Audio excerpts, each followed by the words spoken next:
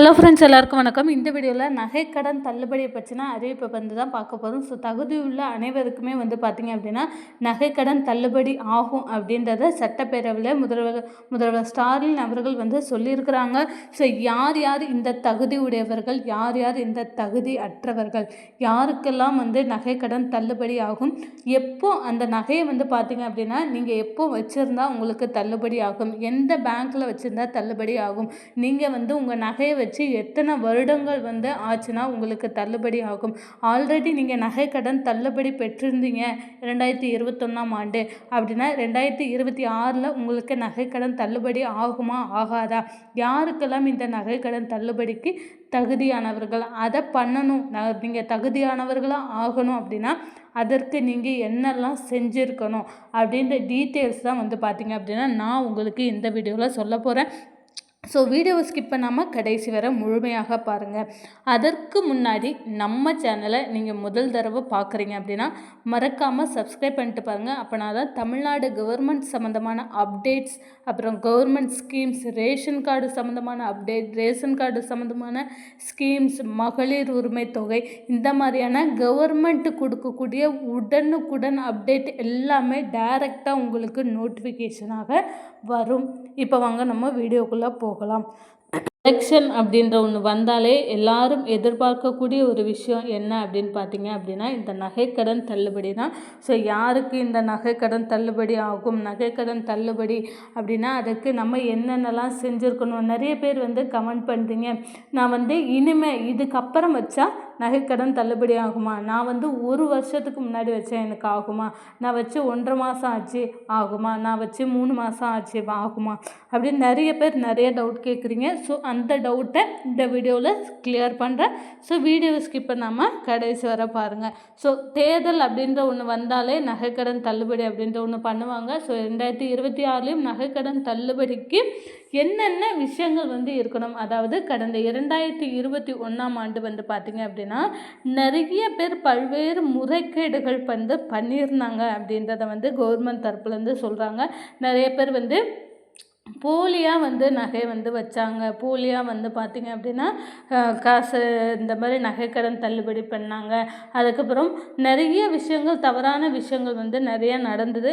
So இந்த தடவை வந்து பார்த்திங்க அப்படின்னா குறிப்பாக இந்த 2026 தேர்தலில் அந்த மாதிரியான எந்த ஒரு விஷயங்களும் நடக்காத அளவுக்கு வந்து பார்த்திங்க அப்படின்னா உங்களுக்கு நகைக்கடன் தள்ளுபடி பண்ணப்படும் அப்படின்றத சொல்லியிருக்காங்க. அதே போல் வந்து பார்த்திங்க அப்படின்னா கிட்டத்தட்ட 30 வகையான தகவல்களை சேகரிக்கிறாங்க. யார்கிட்ட இருந்து அப்படின்னா இந்த நகைக்கடன் வாங்கினவங்க கிட்ட இருந்து. ஸோ என்னென்ன டீட்டெயில்ஸ் எல்லாம் வந்து கொடுத்துருக்காங்க, என்னென்ன டீட்டெயில்ஸ் எல்லாம் கொடுக்கல, அவங்க வந்து இதற்கு முன்னாடி நகைக்கடன் வந்து வாங்கியிருக்காங்களா வாங்கலையா, இவங்க நகையை வந்து வச்சு எத்தனை வருஷம் ஆச்சு, இவங்க எத்தனை தடவை வட்டி கட்டியிருக்காங்க, ஸோ எவ்வளோ மாதங்களாக இவங்க நகைக்கடன் வந்து நிலுவையில் இருக்குது, இவங்க இதற்கு தகுதியானவர்களா, இவங்க ஃபேமிலியில் இவங்க என்ன ஒர்க் பண்ணுறாங்க, கவர்மெண்ட்லேருந்து ஏதாவது இவங்களுக்கு வந்து பணம் வருதா, அதுக்கப்புறம் ஏதாவது சலுகைகள் வாங்குறாங்களா, இவங்க வந்து தமிழ்நாட்டை சேர்ந்தவர்களா இல்லை வந்து பார்த்திங்க அப்படின்னா இலங்கை, கர்நாடகா, இந்த மாதிரி தெலுங்கானா, இந்த மாதிரியான மாநிலத்தை சேர்ந்தவர்களா அப்படின்ட்டு நிறைய விஷயங்களை வந்து பார்த்திங்க அப்படின்னா அனலைஸ் பண்ணுறாங்க.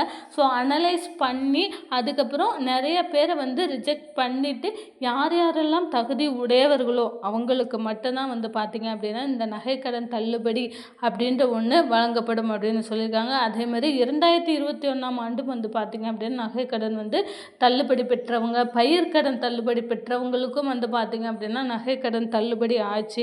இந்த மாதிரி நிறைய முறைகேடுகள் வந்து பண்ணியிருந்தாங்க. ஸோ அந்த மாதிரியான முறைகேடுகள் எதுவுமே நடக்காத அளவுக்கு இந்த தடவை பார்த்திங்க அப்படின்னா கூட்டுறவு வங்கிகளுக்கு முதல்வர்கள் வந்து உத்தரவு பிறப்பிச்சிட்டாங்க. ஸோ யார் யாரெல்லாம் இதற்கு தகுதி உடையவர்கள் அப்படின்ற பட்டியலை வந்து நீங்கள் எடுங்க, ஒரு லிஸ்ட் எடுங்க, யார் யாரெல்லாம் இந்த நகைக்கடன் தள்ளுபடிக்கு தகுதியானவர்கள் அப்படின்ற ஒரு லிஸ்ட் எடுங்க அப்படின்னு. ஸோ அதன்படி வந்து பார்த்திங்க அப்படின்னா கூட்டுறவு வங்கிகளில் வந்து பார்த்திங்க அப்படின்னா இதற்கான லிஸ்ட் எடுக்கிறதுக்கு அவங்க வந்து தகவல்கள் எல்லாத்தையுமே வந்து சேகரிக்கிறாங்க. என்ன மாதிரி தகவல்கள் அப்படின்னா நமக்கு டைரெக்டாக குடும்ப அட்டை வந்து கொடுத்துருக்குறோமா, அதுக்கப்புறம் ரேஷன் கார்டு, அப்புறம் ஆதார் கார்டு, அப்புறம் வங்கி பாஸ்புக்கு, இது எல்லாமே வந்து கரெக்டாக கொடுத்துருப்போமா, நம்ம வந்து அந்த சொல்லக்கூடிய அந்த அட்ரஸ் கொடுத்துருக்கக்கூடிய அட்ரஸில் தான் வந்து நம்ம இருக்கிறோமா, நம்ம எத்தனை பவுன் நகை வந்து அடகு வச்சுருக்கோம். 2021ஆம் ஆண்டு தள்ளுபடி ஆயிடுச்சா? இந்த மாதிரி நிறைய விஷயங்களை வந்து அவங்க அனலைஸ் பண்ணி அதற்கப்புறம் தான் வந்து லிஸ்ட் எடுப்பாங்க. ஸோ அதன்படி அவங்களே வந்து பார்த்திங்க அப்படின்னா ஒரு விஷயம் சொல்லியிருக்காங்க. யார் யாரெல்லாம் இந்த எலிஜிபிலிட்டி இருந்தது அப்படின்னா இவங்க எல்லாருமே நகைக்கடன் தள்ளுபடி பெற தகுதியானவர்கள் அப்படின்றத சொல்லியிருக்காங்க. ஸோ யாருக்கு அப்படின்றத பார்க்கலாம். ஃபஸ்ட்டு வந்து பார்த்திங்க அப்படின்னா இவ்வாறாக நகைக்கடன் பெற்றவர்கள் குறித்த தகவல்களை பல்வேறு தரவுகளின் அடிப்படையில் பெற்று கூட்டுறவுத்துறை தள்ளுபடிக்கான பட்டியலை தயாரித்து வருகிறது.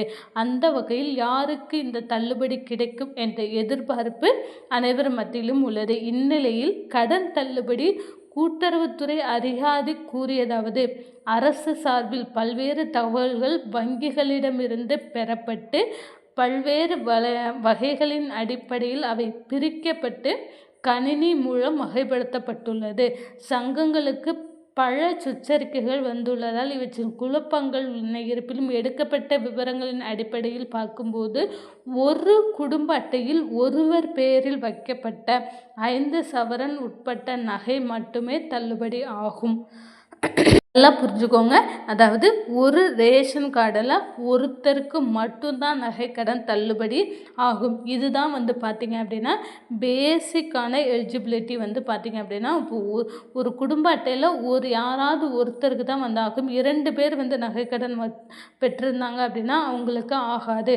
ஆனால் அவர் வருமான வரி கட்டுபவராகவோ அரசு ஊழியராகவோ இருந்தால் தள்ளுபடி கிடையாது. பயிர்க்கடன் தள்ளுபடி பெற்றிருந்தால் நகைக்கடன் தள்ளுபடி கிடையாது.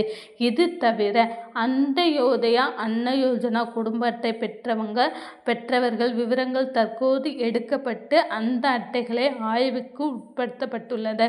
அதில் முறைகேடான அட்டை பெற்றிருந்தால் அவர்களுக்கு கடன் தள்ளுபடி செய்யப்பட மாட்டாது. இது குறித்த முழுமையான அரசாணை வெளியானதும் பணிகள் தொடங்கும் என அவர் தெரிவித்தார்.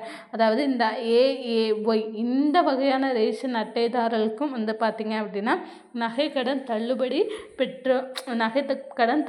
கிடைக்கும் அப்படின்றத சொல்லியிருக்காங்க. ஆனால் இதில் முறைகேடாக அந்த இதை வந்து நீங்கள் வாங்கியிருந்தீங்கன்னா உங்களுக்கு நகைக்கடன் பெற முடியாது அப்படின்றத சொல்லியிருக்காங்க. அதே மாதிரி நகைக்கடன் தள்ளுபடி திட்டத்தில் தகுதியான பயனாளர்களை கண்டறிய குடும்பத்தில் பெறப்பட்டுள்ள அனைத்து நகைக்கடன்கள் தொடர்பான பெயர், சங்கங்களின் விவரம், பெற்ற நாள், தொகை, கணக்கு எண், வாடிக்கையாளர் தகவல் குறிப்பு எண், குடும்ப அட்டை எண், ஆதார் அட்டை எண், முகவரி, தொலைபேசி உள்ளிட்ட 51 விதமான தகவல்களை வந்து சேமிக்கிறதா வந்து அவங்க சொல்லியிருக்காங்க. கிட்டத்தட்ட வந்து பார்த்திங்க அப்படின்னா 51 தகவல்கள் வந்து அவங்க இந்த கடன் வாங்கினவங்ககிட்ட இருந்து பெற்றிருக்கிறாங்க. ஸோ இதை பற்றின நகைக்கடன் சம்மந்தமான மேலும் ரெகுலர் அப்டேட் உங்களுக்கு கிடைக்கணும், இதை பற்றின நிறைய விஷயங்கள் நீங்கள் தெரிஞ்சுக்கணும் அப்படின்னு நீங்கள் நினச்சிங்கன்னா மறக்காமல் நம்மளுடைய சேனலை சப்ஸ்கிரைப் பண்ணுங்கள். இந்த வீடியோ உங்களுக்கு ஹெல்ப்ஃபுல்லாக இருந்தது அப்படின்னு நினச்சிங்கன்னா ஒரு லைக் பண்ணுங்கள். தேங்க்யூ.